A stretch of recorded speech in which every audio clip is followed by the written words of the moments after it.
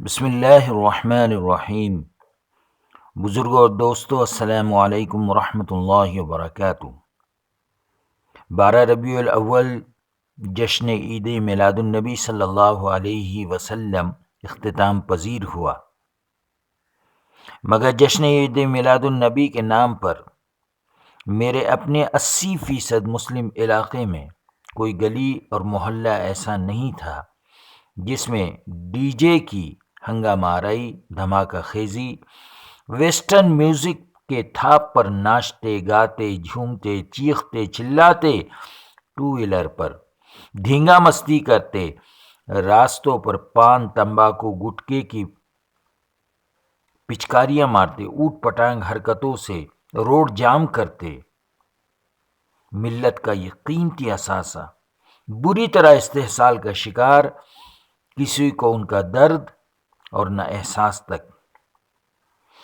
یہ روایتی اور رسمی قسم کے دین کے ٹھیکیدار جنہوں نے اس کی داغ بیل ڈالی، یہ انہی کی ڈھیل کا نتیجہ ہے کہ انہیں الٹی سیدھی حرکتوں سے جوڑ کر آج خود اپنی قبروں میں عذاب یا ثواب لوٹ رہے ہیں، اللہ عالم۔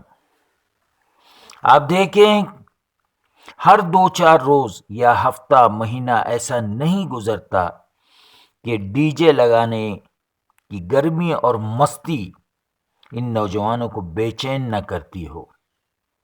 چھلے کی رسم ہو، منگنی ہو، شادی ہو، برتھ ڈے پارٹی ہو، سیاسی و کلچرل پروگرام ہو، یا جشن عید میلاد النبی ہو، یا عید الفطر عید الاضحیٰ کے مبارک تہوار اور تقریبات ہو، کسی نہ کسی عنوان سے ہماری نئی نسل کی زندگی کا یہ ڈی جے لازمی حصہ بن چکا ہے، جس کے بغیر ہم زندہ نہیں رہ سکتے، جبکہ ہم اس نبی پاک علیہ السلام کے نام لیوا ہیں کہ جب آپ تہجد کے لیے اٹھتے تو اس قدر آہستہ سے دروازہ کھولتے کہ اماں عائشہ رضی اللہ عنہا کے آرام میں خلل واقع نہ ہو۔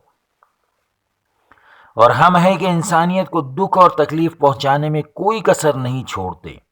ذرا سوچئے، اڑوس پڑوس کے وہ لوگ جن کے گھروں میں معصوم بچے ہوں، بوڑھے، بیمار، ہارٹ کے پیشنٹ، امتحان کی تیاری کرنے والے اسٹوڈنٹس، تھکی ماندی خواتین، آرام و راحت نہ ملنے کی وجہ سے کس قدر ذہنی اور جسمانی اذیت سے یہ لوگ گزرتے ہوں گے، خون کا گھوٹ پی کر رہتے ہوں گے، ان کے دلوں سے آہیں نکلتی ہوں گی۔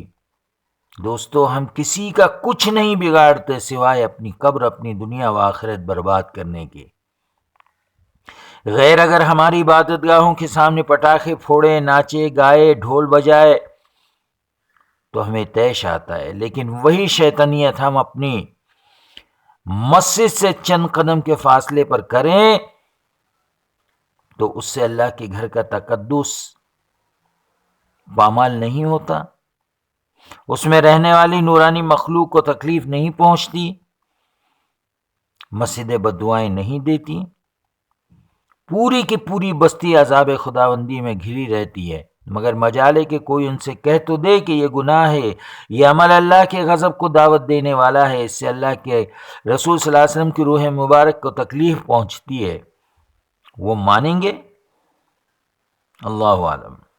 الٹا ایسے نوجوانوں کو داد و تحسین سے نوازا جاتا ہے، ان کی حوصلہ افزائی کی جاتی ہے، پیسے دیے جاتے ہیں کہ بیٹا نبی رحمت کے نام پر زحمت دہی کا یہ سلسلہ چلتے رہنا چاہیے، ہر سال نئے چھوٹے بھائی آتے ہیں اور بڑے بھائی کی کمی پوری کرتے ہیں،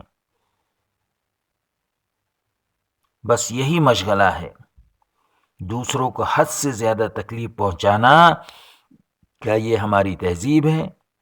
ذرا ہم اپنے دل پر ہاتھ رکھ کر اپنے آپ سے سوال کریں کہ کیا یہ اسلام کی تعلیم ہے، نبی پاک نبی رحمت کا کردار ہے؟ خواتین و حضرات، ذرا سوچیں، ہم اپنے نونہالوں کو حضور اکرم صلی اللہ علیہ وسلم کی تعلیم و تربیت کے بالکل برعکس عمل کا خوگر بنا کر آیا ہم تاجدار دو عالم صلی اللہ علیہ وسلم کی انہیں نیک نامی کا ذریعہ بنا رہے ہیں یا بدنامی کا؟ آخر کوئی تو ہو جو انہیں بد اخلاقی، بےہودگی، فضول رسم و رواج سے نکال کر جوہر انسانیت سے آراستہ کرے، حقیقی اسلامی زندگی کا خوگر بنائے، تاکہ وہ ملک و ملت کی نیک نامی کا باعث بنے۔ اللہ کے رسول صلی اللہ علیہ وسلم نے دلوں کو فتح کیا تھا، ہم لوگوں کے دلوں میں نفرت کے بیج بو رہے ہیں۔ ہمارے نوجوانوں کو معلوم ہی نہیں حضور صلی اللہ علیہ وسلم کا اپنے گھر والوں سے، اپنے پڑوسیوں سے، اپنے دوستوں، دشمنوں، عزیز و اقارب، غریبوں و مسکینوں سے کیا تعلق تھا، حسن سلوک، رواداری کا کیا عالم تھا۔ بزرگان محترم، مجھے یہ کہتے ہوئے انتہائی تکلیف ہو رہی ہے کہ ہمارے 80% نوجوانوں کو نماز، غسل، طہارت کے بیسک فرائض تو چھوڑ دیجئے، جن ہستی کے نام پہ یہ ہردنگ مچائے رہتے ہیں وہ کون ہے نہیں معلوم۔ 10ویں 12ویں جماعت کے چند اسٹوڈنٹس جو میرے پاس دینیات پڑھنے آتے تھے، ایک دن میں نے ان سے پوچھا، بتاؤ نبی کریم صلی اللہ علیہ وسلم کون ہے؟ ایک طالب علم نے کہا، نام تو بہت سنا ہے مگر ایکچول معلوم نہیں ہے کون ہے۔ دوسرے نے کہا، یہ کوئی خواجہ اجمیری جیسے بزرگ معلوم ہوتے ہیں۔ تیسرے نے صاف جواب دیا، معلوم نہیں مگر ہے کوئی بڑی ہستی۔ ان میں سے صرف ایک نوجوان نے کہا کہ یہ اللہ کے نبی صلی اللہ علیہ وسلم ہے۔ سوچئے جنہیں دین کی بنیادی باتوں کا علم نہیں، وہ کیسے غیر مسلم بھائیوں کی غلط فہمیاں دور کر سکتے ہیں۔ ہمارے علماء، دانشوران، سیاست دانوں کو چھوٹی چھوٹی باتوں پر آپس میں لڑنے بھیڑنے سے فرصت نہیں۔ نوجوان نسل جائے بھاڑ میں، مرتد ہو، منافق ہو، ہماری بلا سے۔ بس بہت افسوس ہوتا ہے کہ اللہ تعالیٰ ہمیں صحیح شعور، دین کی فہم و فراست عطا فرمائے کہ ہم واقعی گمراہی کی راہ پر نکل پڑیں۔ اللہ ہمیں صحیح معنوں میں مسلمان بنائے۔ آمین ثم آمین۔